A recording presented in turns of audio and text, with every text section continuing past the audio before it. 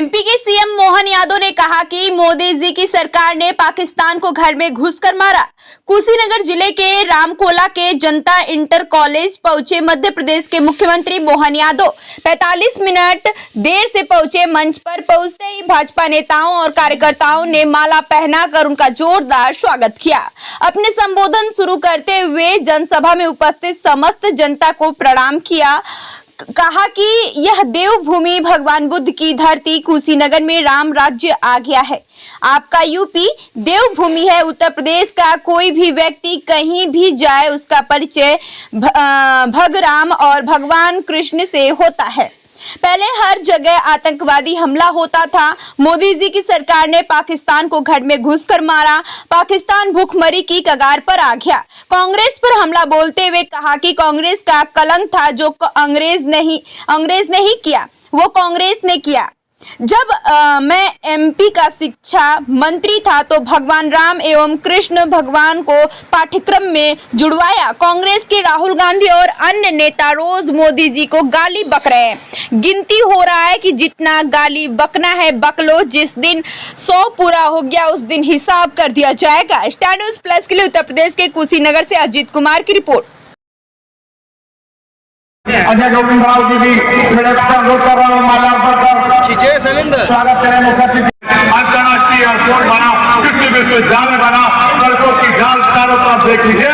ये बदलता देश और बदलता ये कुशीनगर माननीय विजय कुमार सिंह जी के बाद हम सब जानते हैं। हर कार्यक्रम में बताते हैं जिस प्रकार देश के प्रधानमंत्री जी गरीबों को देखा और झोपड़ी का पक्का मकान बनवाया, हर घर को जिनके पास जय जय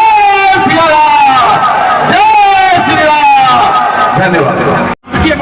और अपनी बात हिलाइए कमर भैया। 2014 से लगातार विजयी ही विजय। इस अवसर पर मंच पर ही मौजूद दुर्गेश भाई जी, नरेंद्र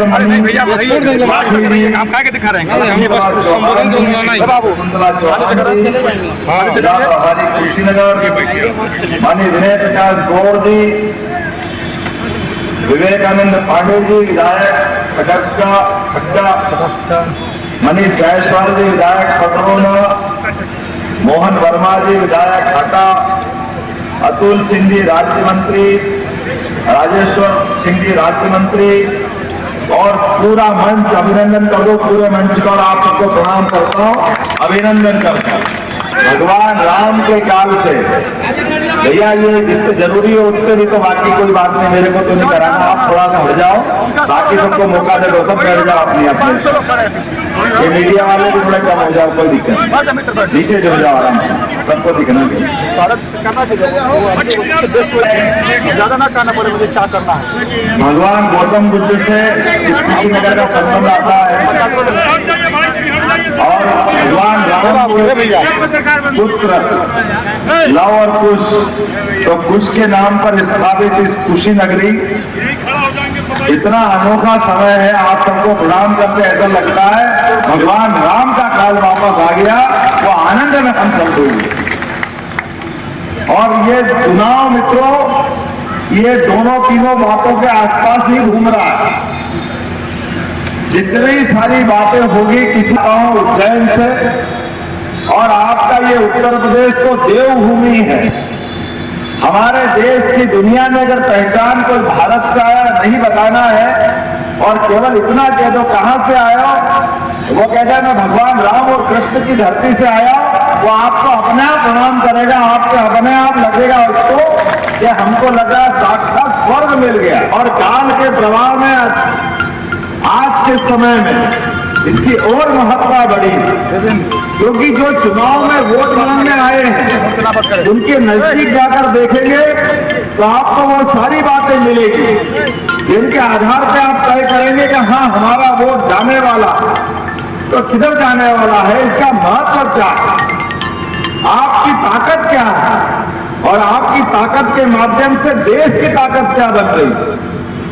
देश के अंदर आज अगर अपन हाथ में आपका मोबाइल आया तो आप सच मानो गूगल आपके पास है।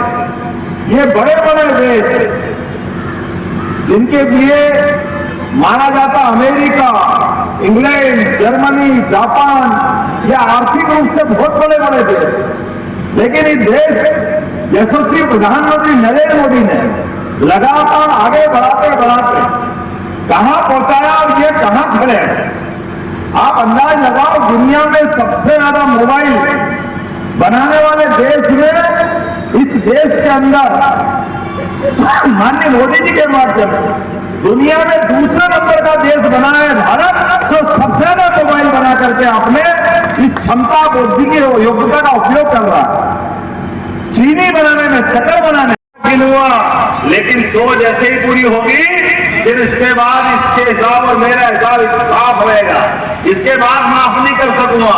आज सबसे भी कह रहा हूं कि जितनी गाली बक सकते हैं मोदी जी को या हम सबको, आज सुनते रहना, सुनते रहना, सुनते रहना।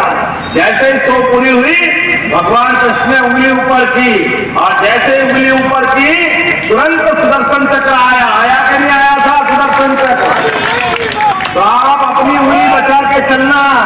ये 1 तारीख तक जो जो बोले सब सुनते रहना, और जैसे 1 तारीख की सुबह हो, अपनी उंगली में सुदर्शन चक्र आएगा कमल के फूल के रूप में।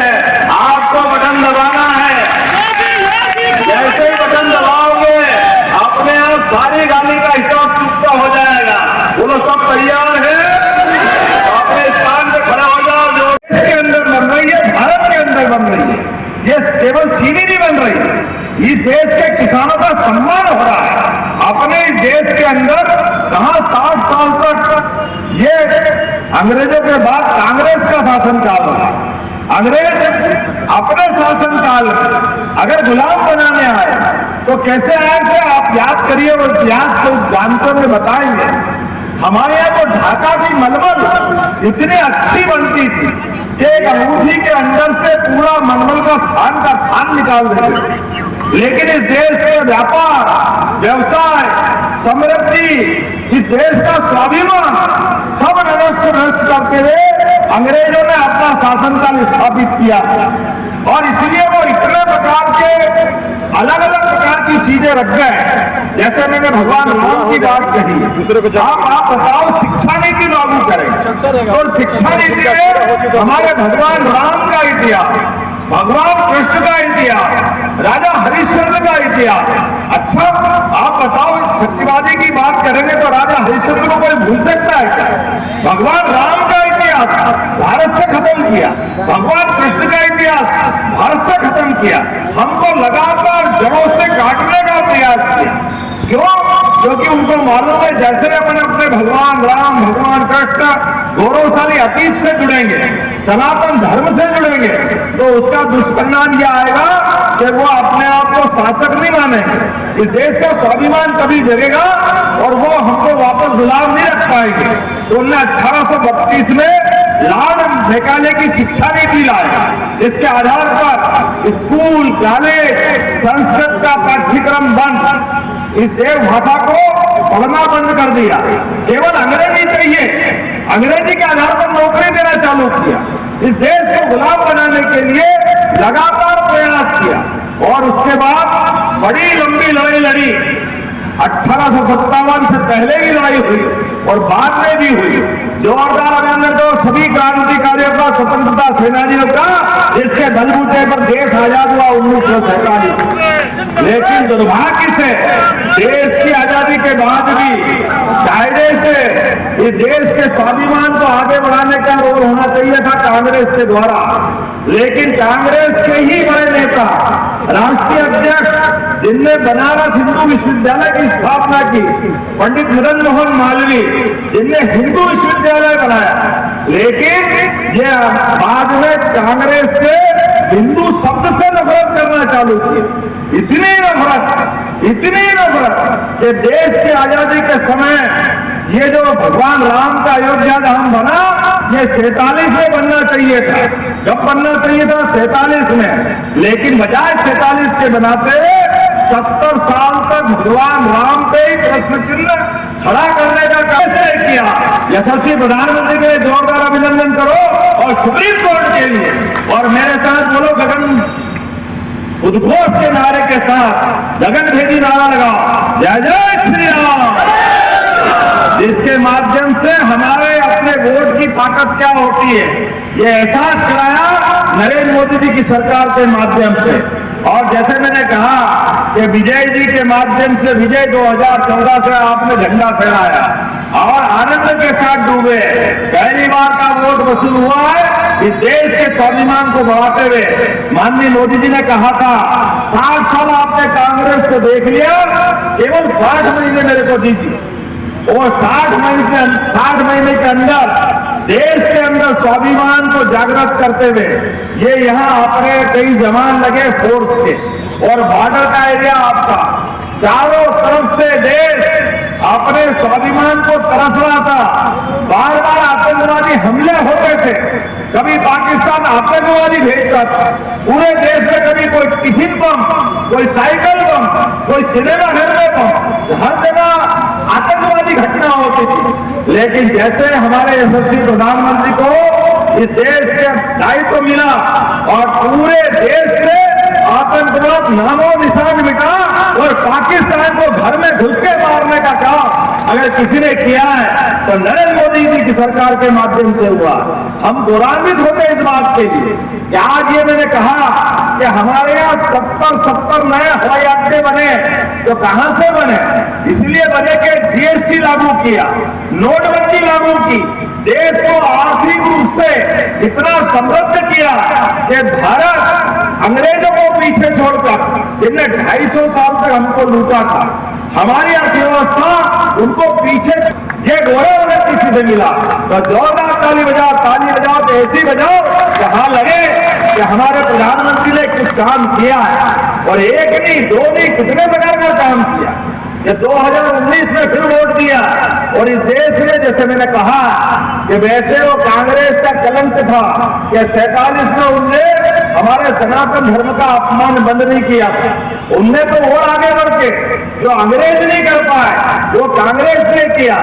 10 गणेश जी का पढ़ाते थे प्राइमरी स्कूल के अंदर, आप में से पुराने लोगों को याद होगा, कांग्रेस वाले भिड़े तो ग्लास से गधा चालू कर दिया, गणेश जी बंद कर दिया इस देश के अंदर। अरे आप क्या सिखा रहे हो, हमारी जड़ों से काटोगे। मुझे इस बात की प्रसन्नता है कि 2020 में नई शिक्षा नीति लागू हुई और मैं शिक्षा मंत्री था मध्य प्रदेश में 2020 में। हमने माननीय मोदी जी की शिक्षा नीति के आधार पर अपने पाठ्यक्रम में भगवान राम का, भगवान कृष्ण का, 33 करोड़ देवी देवताओं के अच्छे प्रसंगों को शिक्षा नीति में ला करके दिखाया।